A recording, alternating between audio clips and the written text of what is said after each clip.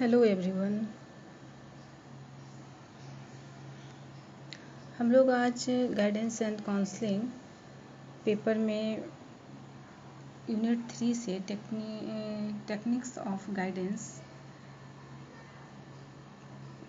से ऑब्जर्वेशन को देख चुके हैं। इसमें हम लोग सोशियोमेट्री को भी पिछले कुछ वीडियो में हम लोगों ने समझा है। तो आज जो हमारा टॉपिक है वो है इंटरव्यू। तो इंटरव्यू एक गाइडेंस के एक टेक्निक के तौर पे है, जिसको आज हम लोग समझेंगे। तो इंटरव्यू यानी कि साक्षात्कार, और इसको हम लोगों ने विस्तृत रूप से 3rd सेमेस्टर में भी पढ़ा है। चूँकि यहाँ हम लोगों को साक्षात्कार के बारे में गाइडेंस एंड काउंसलिंग में ये एक टेक्निक है जिससे कि इंफॉर्मेशन भी लिया जाता है और बच्चों की काउंसलिंग भी की जाती है। अतः इसको हम गाइडेंस एंड काउंसलिंग से संबंधित पढ़ने का प्रयास करेंगे। तो जैसा कि ये अन्य विधियों की तरह, जैसे हमने ऑब्जर्वेशन पढ़ा, सोशियोमेट्री पढ़ा, उसी तरह साक्षात्कार भी निर्देशन और परामर्श में प्रयोग की जाने वाली सूचनाओं को इकट्ठा करने के लिए एक मुख्य तथा महत्वपूर्ण विधि है। साक्षात्कार को परामर्श का एक साधन भी कहा जाता है, क्योंकि वास्तव में साक्षात्कार विधि निर्देशन प्रक्रिया का एक अभिन्न अंग है। परामर्श में भी साक्षात्कार विधि को सबसे अधिक मूलभूत और निर्भर रहने योग्य विधि माना जाता है। यानी कि परामर्श साक्षात्कार जो है, जितना परामर्श और निर्देशन दोनों ही प्रक्रिया में ये काफ़ी महत्वपूर्ण हो जाता है। और जहाँ तक साक्षात्कार की बात है, तो ये इसको हम लोगों ने पढ़ा है कि यह कुछ साक्षात्कार यह एक ऐसी विधि है जिसके द्वारा किसी व्यक्ति की आंतरिक स्थिति के विषय में भी जानकारी प्राप्त की जा सकती है। इसको जैसा कि पी.वी. यंग ने भी कहा कि अपेक्षाकृत अपरिचित व्यक्ति के आंतरिक जीवन में झांकने अर्थात जानकारी प्राप्त करने के लिए एक विशिष्ट विधि है। तो इसको अगर हम लोग समझना चाहें तो एक रोज़मर्रा के एग्जाम्पल से भी समझ सकते हैं कि हम लोग ट्रेन में बैठ के कहीं जा रहे हैं और जाते जाते एक दूसरे से कुछ लोगों जो आमने सामने बैठे हैं, उस तरह कुछ लोगों से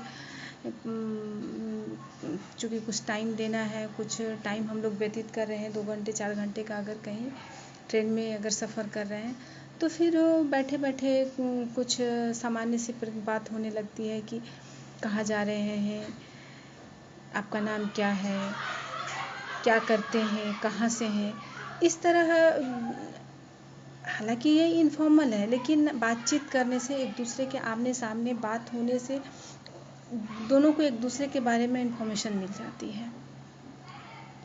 तो चूँकि वहाँ सिर्फ एक व्यक्ति जाते जाते 2 व्यक्तियों के बीच में आपस में बातचीत होती है, और वो कभी कभी ऐसा होता है कि वो संबंध ऐसा बन जाता है कि दोनों अलग हो जाने के बाद भी एक दूसरे से लोग संबंध जोड़ लेते हैं। अतः साक्षात्कार एक ऐसा प्रक्रिया है जिसके द्वारा किसी भी व्यक्ति का आंतरिक स्थिति के विषय में भी जानकारी प्राप्त किया जा सकता है।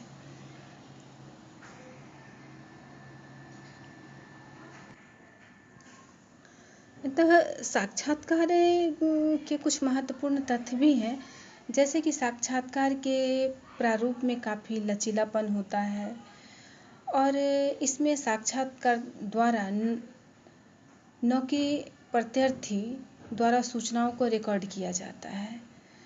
यानी कि साक्षात्कार द्वारा तो साक्षात्कारता जो है, वो जो साक्षात्कार लेने वाला व्यक्ति है यानी कि प्रत्यार्थी है, उसकी सूचनाओं को रिकॉर्ड भी करता है। और यही एक आमने सामने की परिस्थिति होती है जिसमें कि कुछ प्रश्न पूछे जाते हैं और उनके उत्तर शाब्दिक रूप से दिए जाते हैं। जैसे कि आपका नाम क्या है, तो फिर जो नाम है वो नाम सामने वाला व्यक्ति बताता है, या फिर आप कहाँ से हो, या आपकी पसंद नापसंद क्या है। तो इसके कुछ शब्द के रूप में वो, जैसे कि अगर क्वेश्चन पूछा जाए कि आप कौन सा रंग पसंद करते हो, तो मैं पीला रंग पसंद करता हूँ, काला रंग पसंद करता हूँ, इस तरह वो शाब्दिक रूप में उत्तर देते हैं। तो साक्षात्कारकर्ता तथा साक्षात्कार देने वाला व्यक्ति के बीच एक विशिष्ट संबंध बन जाता है। तथा साक्षात्कार का अपना एक कुछ विशेष महत्व इसलिए भी होता है कि इसके अंतर्गत जो सूचनाएं ली जाती है वो गोपनीय रखने के प्रावधान है, क्योंकि ये व्यक्ति के पर्सनल लाइफ से जुड़ी हुई होती हैं। तो अगर परामर्श या निर्देशन के अंतर्गत किसी व्यक्ति का साक्षात्कार लिया जाता है तो उनकी सूचनाओं को गोपनीय रखा जाता है, तथा शोध के उद्देश्य का स्पष्टीकरण, यानी कि जो व्यक्ति का परामर्श दिया जाना है या काउंसलिंग की जानी है, तो उसकी किस उद्देश्य के लिए किया जाना है, कौन सी ऐसी समस्या है जिसको ये मानकर हम या निर्देशन करता जो है वो निर्देशन करने जा रहा है, उसका स्पष्टीकरण, उसका क्लियर जानकारी होनी चाहिए। तथा यह व्यक्ति के मनोवैज्ञानिक गुणों की भी जानकारी इसके द्वारा लिया जा सकता है, और विषय वस्तु एवं संचालन के दृष्टि से भी यह लचीला साधन है। यानी कि इसमें जो साक्षात्कार देने वाला व्यक्ति है उसके मनोस्थिति को देखते हुए साक्षात्कार लिया जाता है, न उस पर साक्षात्कार देने वाले व्यक्ति पर अपनी बात थोपी नहीं जाती है, उसकी अनुमति से, उसकी स्वीकृति से साक्षात्कार लिया जाता है। तथा इसमें ऑब्जर्वेशन करने का भी अवसर प्रदान होता है, और साथ ही प्रश्न पूछने की स्वतंत्रता भी होती है कि बच्चे से प्रश्न पूछा जाए।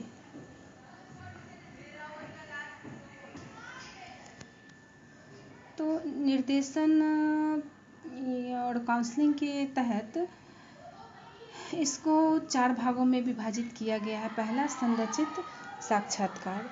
तो संरचित साक्षात्कार ऐसे साक्षात्कार को कहा जाता है जिसमें कि साक्षात्कारकर्ता विषय से पूर्व निर्धारित प्रश्नों को एक निश्चित क्रम में पूछता है तथा विषयी द्वारा दिए गए उत्तरों को, विषयी यानी कि जो निर्देशन जिसकी निर्देशन की जानी है, काउंसलिंग ली जानी है, वो व्यक्ति के उत्तरों को एक मानकीकृत फॉर्म में रिकॉर्ड किया जाता है।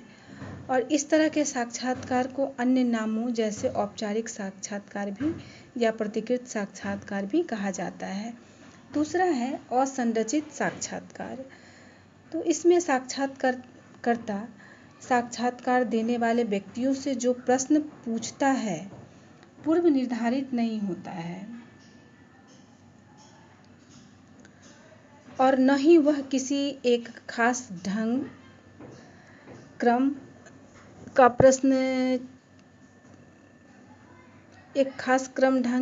प्रश्न किस क्रम में किस विषय से पूछा जाएगा यह पहले से निर्धारित नहीं होता है।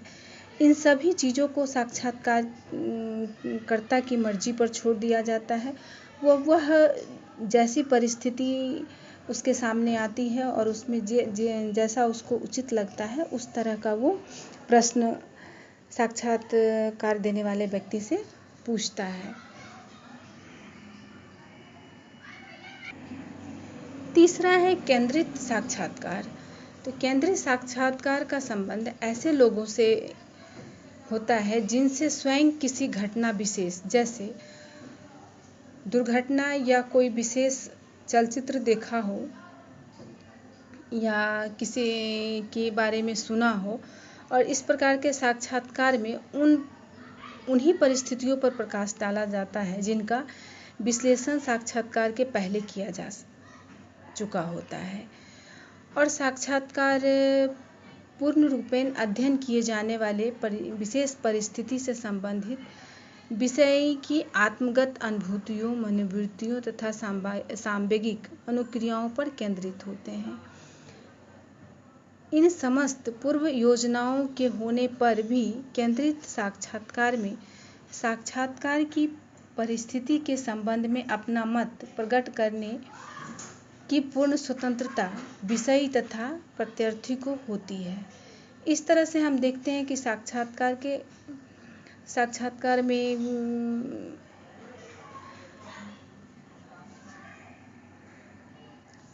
जो व्यक्ति के बारे में पूछा जाता है, जैसे कि उसने कोई घटना देखी हो, अगर कहीं किसी की एक्सीडेंट हो जाती है और वहाँ कुछ लोग रहते हैं, देखते हैं, अगर किसी कारण बस उसकी मृत्यु हो गई है और फिर उस पर पुलिस की जांच बैठती है और उस परिस्थिति में जो वहाँ लोग रहते हैं उनसे उस घटनाक्रम वो विशिष्ट हो जाता है। उस घटनाक्रम से जुड़ा हुआ सवाल पूछा जाता है, उसने क्या फील किया, कैसे हुआ, किस तरह से हुआ, क्या देखा, इस तरह तो वो एक घटना विशेष से जुड़ा हुआ प्रश्न होता है, यानी कि उसके केंद्र में वो एक्सीडेंट वाली घटना होती है जिससे जुड़ा हुआ प्रश्न या पूछा जाता है, यानी कि साक्षात्कार का केंद्र जो है वो घटना हो जाता है। तो अतः इसे केंद्रित साक्षात्कार कहते हैं। नेक्स्ट है पूर्णावृत्ति साक्षात्कार। तो पूर्णावृत्ति साक्षात्कार की आवश्यकता तब पड़ती है जबकि व्यक्ति से साक्षात्कार लिया गया हो, उसकी समस्या को जाना गया हो और उसको फिर उसके तहत निर्देशन दिया गया हो। निर्देशन में क्या इम्प्रूवमेंट आया, इसके परिणाम आने के बाद फिर से उस व्यक्ति में अगर समस्या से इम्प्रूवमेंट की और ज़्यादा ज़रूरत है तो उसको फिर से साक्षात्कार, यानी कि साक्षात्कार की प्रक्रिया है उसको दोबारा से रिपीट किया जाता है। तो इसे हम पुनरावृत्ति साक्षात्कार कहते हैं। तो साक्षात्कार के अपने जो उद्देश्य होते हैं वो कि किसी भी प्रकार के साक्षात्कार में कुछ विशिष्ट उद्देश्य होते हैं जिनका होना आवश्यक होता है, जैसे कि परामर्श प्राप्तकर्ताओं के साथ मैत्रीपूर्ण संबंध स्थापित किए जाने के लिए जान पहचान करना। दूसरा कि व्यक्ति की शैक्षिक, व्यावसायिक तथा मनोवैज्ञानिक समस्या हल करने तथा समायोजन प्राप्त करने में सहायता देना, यानी कि यहाँ हर बिंदु पे बात की गई है कि साक्षात्कार की आवश्यकता शैक्षिक रूप से भी, व्यावसायिक रूप से भी, मनोवैज्ञानिक समस्याओं को हल करने के लिए भी तथा समाज में, परिवार में या स्कूल में समायोजन करने के लिए भी आवश्यक होती है। और इन चारों चीज़ों में साक्षात्कार जो है वह सहायता प्रदान करता है। तो साक्षात्कार विधि से भावनाओं, अभिव्यक्तियों तथा विचारों की जानकारी भी प्राप्त की जाती है। और मनोविश्लेषण साक्षात्कार से व्यक्तियों का उपचार करना, क्योंकि साक्षात्कार सामान्य रूप से शैक्षिक रूप से बच्चों के नॉलेज देने के लिए किया जाता है, या फिर उनको उच्च शिक्षा में जाना है उसके लिए काउंसलिंग के स्तर पर साक्षात्कार किया जाता है, व्यावसायिक जानकारी देने के लिए, समायोजन के लिए। और जो बहुत ज़्यादा मनोवैज्ञानिक रूप से अगर है परेशान तो फिर उनके उपचार के लिए भी साक्षात्कार विधि का उपयोग किया जाता है। साक्षात्कार विधि से व्यक्तियों के विभिन्न समस्याओं के संभावित कारणों का निदान किया जाता है, जिससे कि जिस समस्याओं से व्यक्ति रूबरू हो रहा है, जिससे उसके आगे के मार्ग में बाधाएं उत्पन्न हो रही हैं, या जिससे वो लग रहा है कि वो आगे नहीं जा सकता है, या जैसे व्यावसायिक नॉलेज कम हो, अगर एक बच्चे की बात करें और उसको किसी व्यवसाय में जाना है और उसको व्यावसायिक नॉलेज नहीं है कि उसके क्षमता के अनुसार, उसके रुचि के अनुसार उसको किस व्यवसाय में जाना चाहिए, तो ये इन कारणों का भी निदान करना, साक्षात्कार तथा अगर समायोजन संबंधी, जैसा कि ऊपर में कहा गया है, अगर कोई बच्चे अपने परिवार में एडजस्ट नहीं कर पा रहे हों या फिर स्कूल में एडजस्ट नहीं कर पा रहे हों, तो उन समस्याओं पर भी, समस्याओं का कारण जान के भी उनका निदान करना। तो ये सब साक्षात्कार के उद्देश्य होते हैं, जिनके अनुसार बालकों का साक्षात्कार या फिर उनकी परामर्श उनको निर्देशन के लिए किए जाते हैं। तो निर्देशन में साक्षात्कार की काफ़ी अहम भूमिका होती है, जैसा कि हम लोग पहले भी शुरू में ही हमने बात किया कि साक्षात्कार निर्देशन या परामर्श का एक अभिन्न अंग है तथा इसके द्वारा आमने सामने बैठकर किसी भी व्यक्ति से उसके बारे में जानी जाती है, उसकी समस्याओं से रूबरू होने का प्रयास किया जाता है तथा परिस्थिति के अनुसार उनको समायोजन के लिए साक्षात्कार के द्वारा उनको निर्देशन या फिर काउंसलिंग दिया जाता है।